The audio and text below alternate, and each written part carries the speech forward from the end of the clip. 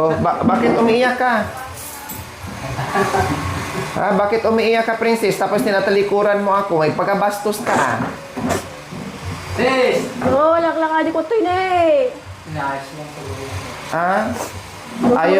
Ayaw ko yung taong bastos, ha? Ayaw kong binabastos, nagagalit ako. Naayos ko lang po ito. Oh, kinakausap ka, mamaya ka na mag-ayos. Punta ka dito.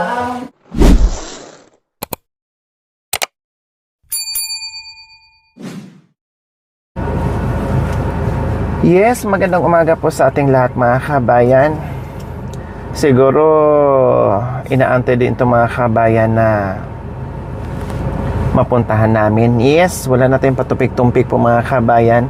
Pupunta tayo ngayon kay Jerome and Princess po mga kabayan. Sabi ko nga, no, tuwing hatid natin sa kanila yung ayuda ay tuwing 15, no? Isang beses, isang buwan lang po mga kabayan ang paghahatid natin at kasama na po doon yung bayarin ng tubig, bayarin ng kuryente. Kumbaga, pang-isahan na po talaga yung punta natin, no? Bukod doon, yan din po ang advice sa ating sponsor po mga kabayan na magbigay tayo ng bigas at grocery pagkasyahin yung 2,000. The rest, bahala na sila. Kumbaga. No? So, ngayon po mga kabayan, napag-usapan natin sa live natin, maraming na-stress, maraming stop na lorry ang tulong, enough na, sobra-sobra na, nagiging tamad na sila, namimihasa na, inabuso yung kabaitan mo. So, lahat-lahat po mga kabayan, binato tayo. No, hindi yun, paninina, kumbaga mga kabayan. Yun kasi ang nakikita ng ating mga viewers. At syempre, sa aking observation po mga kabayan, lalo na ako, nakikita ko personally, lahat ng kilos nila mga kabayan, kumbaga, kabisado ko na sa loob ng ilang buwan naming pagsasama. So, may nakitaan naman talaga tayo mga kabayan na kailangan nilang magsipag, no, na hindi pwedeng iasa sa ating mga sponsors kung anong pangangailangan nila sa araw-araw mga kabayan. Kasi nga, libre na kuryente, libre na tubig, may allowance pa na 2,000. So, saan ka pa?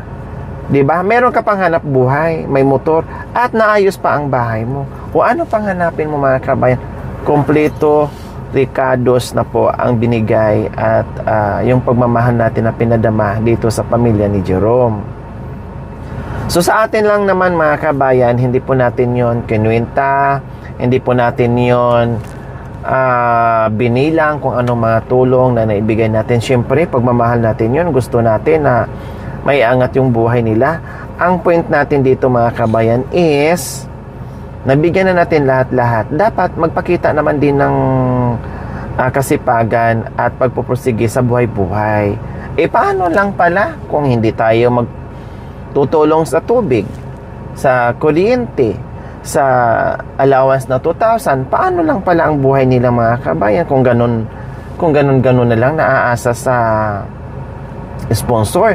Sayang yung motor na binigay natin, unang-una yung motor na binigay natin na para hanap buhay, katuwang sa hanap buhay na meron silang pagkikitaan at kaya niyang buhayin lalo pa, no, yung kanyang pamilya mga kabayan. So hindi naman pwede na magbigay tayo lahat and then aasa pa rin sa sponsors. Kaya nga po meron tayong panimulang negosyo, cash assistance, katuwang sa hanap buhay, upang sa ganon, yun po yung way na mapagaan yung kanilang pamumuhay mga kabayan. Hindi ibig sabihin na pag nagtulong tayo ay habang buhay na rin nating sagutin, habang buhay na rin nating alalayan, habang buhay na rin nating tulungan. Hindi pwede. 'Di ba? Kasi ang mangyayari, magiging tamad at aasa na lang.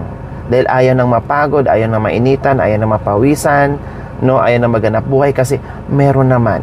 Kumbaga, may gripo naman na paandarin mo lang yan, pihitin mo lang, tutulo na yung tubig. So, ganun ang mangyayari. So, ngayon po mga kabayan, ay in advance ko na adjust ngayon mga kabayan. So meron pang 5 araw para sumapit yung 15 days, no, para sumapit yung saktong isang buwan doon sa kanilang allowance po na hinahatid natin, no. Pero in advance ko na sinurpresa ko mga kabayan, titinan ko kung ano na nangyari sa bahay nila ngayon dahil matagal-tagal tayong hindi nakapunta. Siguro more or less nasa 2 months na po mga kabayan na hindi natin napuntahan yung bahay ni Princess. So titinan, dito rin natin makikita mga kabayan, kasi nga marami nagsabi, Lori, sa umpisa lang yan maglilinis dahil tamad na talaga yan, hindi maalagaan yung bahay, sayang yung sayang yung pinagawa mong bahay, hindi malilinisan yan.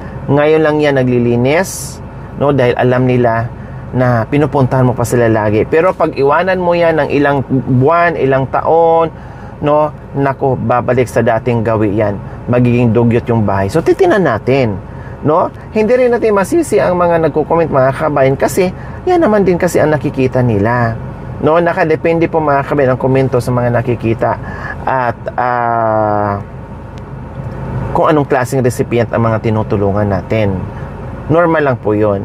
So ngayon, biglain natin, no, kumustahin natin, ano na nangyari, at makakausap din natin bakit pumupunta sa bahay, pambili ng ganito, ganyan, so maraming problema, samantalang noon nakayanan naman na wala tayo, 'di ba? Ngayon na maganda na, at imbes magiging inspirasyon nila yung nangyaring natanggap na mga biyaya sa buhay nila, imbes magiging inspirasyon at magiging masipag palalo at sipagin palalo dahil sa mga biyayang dumating, pero ewan ko ba kung ano nangyayari. Okay, sige po mga kabayan. So nandito na tayo mga kabayan.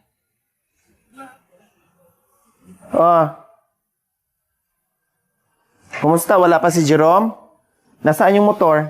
Nagpuntakan mo. Bakit? Doon mo na natin dahil sa wala na kong pagkang mo. Nagiging sa pinag ng mga natin. Nagiging sa mga gom. Yung tubuan ng pamangkin niya. Ha? Tuturuan po ng pamangkin niya. O, tinuturuan ng pamangkin niya. Oh, ba't di mo binuksan?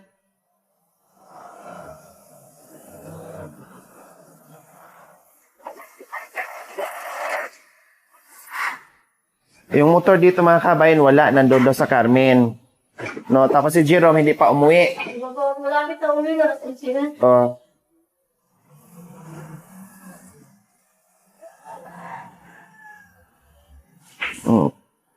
So, ayan po mga kabayan, yung bahay sa ngayon, okay naman. Sa sala.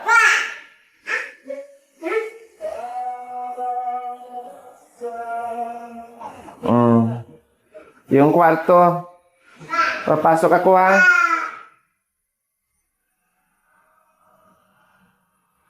Ayan po mga kabayan, makita natin ang sitwasyon nila dito sa ngayon. Dahil ilang buwan ako dito hindi nakapunta. Mahigit isang buwan mga kabayan. So mula sa terrace, ayan, okay lang wala dyan yung motor, no? Wala dyan yung motor mga kabayan mamaya. Ha? Alam niya na magmotor. Sige, alam na magmotor. Madaling sabihin alam na magmotor. Mamaya pag-usapan natin yan. Siya lang galing sa nagbabukan. Oh. Sarili niya. Ha? Siya lang ito nagkupag sarili niya. Pamahin, wala siya nang kasama ng iba. Oh, bakit nandoon yung motor sa ano? Kung marunong na siya, bakit iniwan doon? Kasi dito natin pag nakaparking ka. Inaano ng anak kong panganay, masisira yung clutch niya. Dapat harangan, hindi naman pwede na mayroon na kayong sariling gate. Kaya nga pinalagyan ko ng sariling gate yan para ang motor hindi kung saan sa mapunta. Harangan nyo. Sinasakyan ko kasi ng panganay ko dyan, So, ganun pala ang mangyayari niyan. Hindi na dito nakapark yung motor nyo. Iuwi niya po mamaya siguro magpupunta doon mga 2:00. Magbumotor na naman siya ulit. Ang natuturo sa kanya yung pamangkin. Marunong na pala siya. O kung di dito na, ang motor ilagay doon, mamaya gamitin ang gamitin, nasira na yung motor, hindi pa kayo nakapagbiyahe, pamasada, nasira na yung motor. Dito lagay sa labas ano? Kung anong bata. Kung sa araw, ilagay nyo dyan sa labas, sarado yung gate. Pag sa gabi, ipasok nyo dito sa loob ng bahay. Pagka umaga, ilabas nyo doon. Oo, sabihin ko na lang sa kanya. Para hindi buting tingin ng anak mong panganay.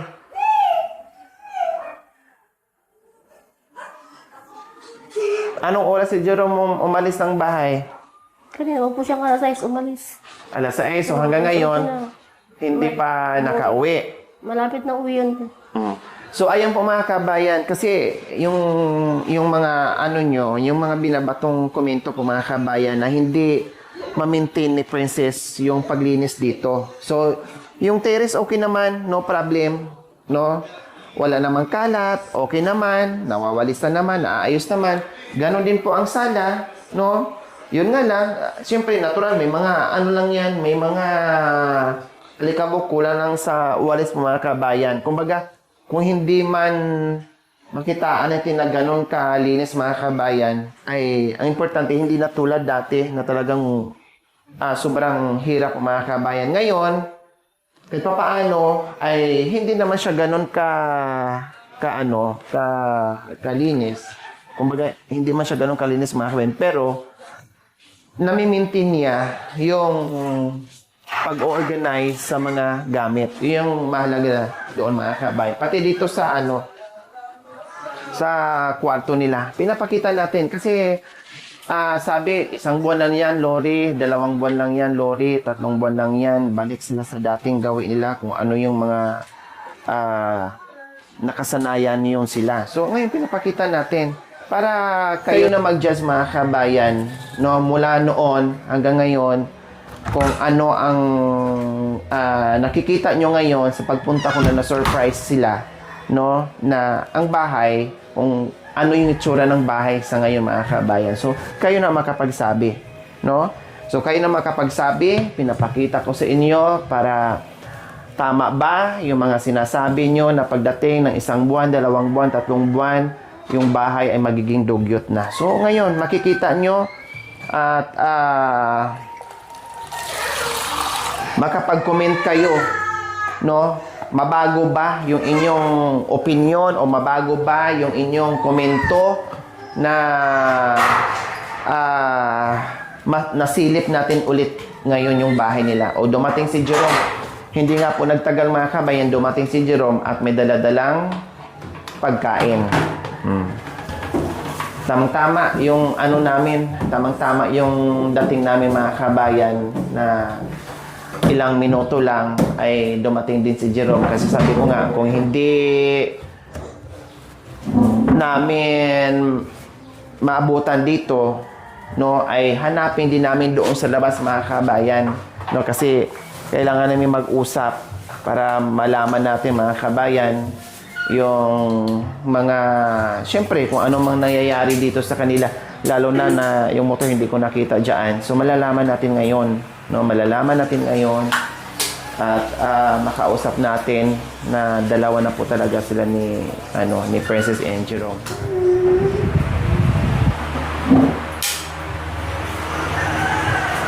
Okay. So, yung yung kala nyo, Princess, may laman pa to. Wala na ate. O, bakit hindi nyo nabilhan? Yung naipon ko namin natin, din namin na gagastos din namin yung naipon namin na pera na pinabili ko ng galas ng anak ko sa mga diaper na ubutan ko eh. Araw-araw po naman ako bumibili ko. Wala na kayong kalan ngayon. So, saan na kayo nagsasaing, Jerome? Dito rice cooker. Sa rice cooker. Paano yung ulam nyo? Po, binibili lang namin. So, hindi nyo nabilhan yung kalan. Kailan to naubusan? Doon po sa dito. Ha? Nung June ano na yun? June 10 na ngayon. June 1. June to naubusan. So, hindi kayo nakakaipon. At hindi na refillan ng gas. Matumal naman po yung namamasada niya. Kulang-kulang. So, paano yan? Dahil matumal ang pamamasada, so hindi na malagyan yan. Ganyan na lang.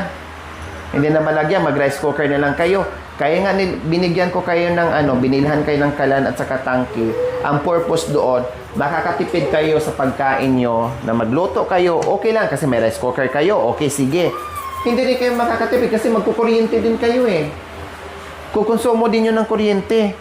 Oh, naka-rice cooker kayo. Pero ang tanong, paano yung ulam? Kaya nga ang purpose ko, binigyan kayo ng kalan para makatipid kayo sa pagkain nyo. No, makatipid kayo sa pagkain nyo at hindi aasa, bili ka ng bili sa labas dahil ang iyong mayaman, yung karinderya. Kayo, hindi ka nakakapag-ipon ng ulam kasi kayo, hindi kayo nakakatipid dahil puro kayo bili sa karinderya. O magkano itong binili mo, Jerome? Maybe 70. 70. O, 70. O, biro mo, 70, isang kainan lang. Eh, mamayang tanghali ulit. Iyan na bang tanghalian nyo? O, 70.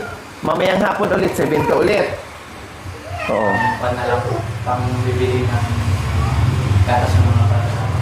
O, anong ulamin nyo mamayang gabi?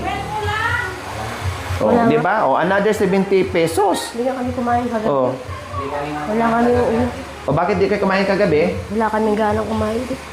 Oo. Binigyan kami sa pan. Binigyan kami ng birthday din. Pansit. Wala kayong gana kumain. Bakit wala kayong gana kumain, princess? Wala po. Nakabusog po sila. Mga busog. O, bakit umiiyak ka? Ha, bakit umiiyak ka, princess? Tapos tinatalikuran mo ako. May pagkabastos ka. Sis! Oo, laklakadi ko ito eh. Inaayos mo po. Ha? Gusto Ayaw ko yung taong bastos, ha? Ayaw kong binabastos, nagagalit ako. Naayos ko lang po ito. Oh, kinakausap ka, mamaya ka na mag-ayos. Punta ka dito. Hindi pa kasi. Masama akong magalit. Mabait ako pero kabaliktaran pag nagalit din ako. Kinakausap ka, tinatanong ka, tapos bakit umiiyak? Tinatanong kita kung bakit hindi ka kumain kagabi na meron namang pagkain. Wala ka bang binili, Jerome, na pagkain kagabi? Oo. Wala po akong... Ano binili mong pagkain kagabi? Lucky Me lang po. So, okay lang kung anong kaya ng budget. Lucky Me, hindi naman pwedeng araw-araw kayo magdinuguan, hindi naman pwedeng araw-araw kayo mag-chicken. Kung anong kaya ng budget. So, kagabi may pagkain ka rin binili. May kanin, may ulam. Oh. Bakit hindi kumain si Princess? Yung mga bata kumain. Nakain ko po. Ha? Kinakain ko. Kumain yung mga bata. Ikaw ang hindi kumain. O, tinatanong kita ngayon, bakit hindi ka kumain kagabi? Kuha ako sa pansit. Ha? Sa pansit. Hindi. Nabusog ko sa pansit dahil nagmerienda ka. Yun ang sasabihin mo. Nagtaka naman ako bakit hindi ka kumain. Eh, pati bata o mga bata, mga anak mo, hindi mo rin pinakain. Siyempre, kung anong dala ni Jerome, yun ang pagtiisan nyo. At yun ang pagsalusaluhan nyo. Kung anong dala ni Jerome. Diba? Kasi alam ko naman, ang anak buhay ni Jerome, kung hindi rin siya kikilos ng bongga na tulad dati, wala ding maiuwing pagkain. Kaya nga sabi ko, is sakripisyo talaga. Araw-araw naman siya namamasada din. Oh, yun naman. Very good. Araw-araw mamasada kasi yun naman ang sinasabi ko. Araw-araw mamasada kasi kung hindi araw-araw, Matumal lang yung kung hindi araw-araw mamamasada, walang kakainin, lalong magugutom. Lalong magugutom at kawawa yung mga bata. Kaya kailangan talaga araw-araw ang pamamasada dahil umuwi naman siya ng ganitong oras. O, ayan kasi ang uwi ng oras ni Jerome. May dala na siya ng pagkain. Kailang ang problema, ang problema po mga kabayan is gagastos na naman sila ng bongga. Dahil sa labas na naman sila bumibili. Although mayroong rice cooker mga kabayan, ay ganun din. Kuryente din po, magbabayad sila ng kuryente. Magkano ba kuryente mo ngayon, Jerome? Wala pa. Wala. Hindi, itong huling hinatid mo sa bahay na bill mo. 500 plus po. Ha? 500 plus. O, 530 to. Lumaki ang bill nyo. Di ba? Ang mga bill nyo lang dito, 200, 300. So, mga ganyan lang. So, lumaki ngayon. Natural kasi may electric pa na, may rice cooker na. So, nadagdagan. So, hindi pa ganun kalaki yung bill nyo sa kuryente. Ang bill ng tubig, magkano? Hinatid mo doon sa bahay, magkano bill mo? Nakalagay ng ate doon 1,560. Oh, 1,500. Lumaki yon dahil dito sa ginawa natin noon. Dahil dito, simento, yung lahat yon, kaya lumaki yon. Pero, sa susunod na buwan, medyo malaki pa yon. Mga lumipas ng ilang buwan, babalik kayo sa dating yung gawi kasi kayo lang naman, hindi na natin nagagamit sa paggawa ng bahay. Normal lang yun, nalalaki na 1,500, no? Yung bill nyo sa tubig. Dahil nung panahon na yan na nag-renovate tayo sa bahay mo. So, ganun ang nangyayari. 1,500. So, ang problem natin ngayon, syempre, tulad nitong kalan na hindi na nalalagyan at yung kuryente, kung halimbawa walang magbibigay, yung tubig, halimbawa walang magbibigay, so paano na? Yun ang mga iniisip natin ngayon at sayang yung kuryente natin, ang ganda ng ilaw, sayang yung kalan natin, no? Sayang yung rice cooker natin, sayang yung mga gripo natin na binalik natin, and then isang buwan, 2 buwan, 3 buwan, mawawala na naman. So ito yung tinitingnan natin ngayon, ito yung problema natin ngayon. O, katulad dito, may ulam kayo, ay may gulay kayo, ang sarap na ito yung ulam. No problem. Pag mga ganito, Binigay lang po sa akin yan. punong-puno pa yan ng vitamina. Ang dami pang benepisyo makukuha dyan. Kahit sahugan mo yan, o kahit ipaksi mo lang yan, gisa mo lang dyan, sahugan mo ng isang pirasong sardinas yan, halos buong maghapon yun ng ulam yan. So mga ganyan, kailangan matutong mag-budget. Ha? Binigay lang ko sa akin kanina yan. Sino nagbigay? Yung best friend ko po. Oh, si best friend mo? Hindi, yung kaibigan. Kaibigan mo, princess? Opo. Oo. Kasi sabi ko mga kaben, itong ulam, wala eh. Kung iasa mo sa tindahan yan, wala. Ang tindahan kumikita, restaurant kumikita. Yung bumibili, hindi nakakaipon ng pera. Biro mo, 70. Nakitang soda. Tapos may almusal pa. Kung sabihin natin 200. 200 araw-araw. Kung ibili na ng ulam, 1 kilong karne, 1 kilong isda, o ano dyan, buong maghapon na yun, sobrang tipid na yun. May sobra pa yan hanggang bukas. So, ayan po mga kabayan, no? Itanong ko na mamaya ni Princess, may iba pa itong iniiyakan, hindi lang yung isang walang imposible na walang rason yung pag-iiyak ni Princess ngayon. Kanina nga pagdating ko, iba yung itsura ng muka, hindi nga ako binuksan kaagad ng gate, tapos umiiyak, tinalikuran ako mga kabayan. Ayaw ko pa naman yung kinakausap ko na tinatalikuran. Diyan umiinit ang ulo ko mga kabayan. So ngayon, naayos ko lang po yung kondo na. mamaya ka na mag-ayos kasi may bisita ka eh. Nandito ako eh. Pwede naman ayusin mo mamaya yan. So ngayon mga kabayan, abangan nyo, mag-uusap kaming tatlo ni Princess and Kuya Jerome. Thank you for watching mga kabayan. Don't forget, like, share, and subscribe. And please, click the notification bell para updated po kayo sa ating mga videos. Thank you! Bye!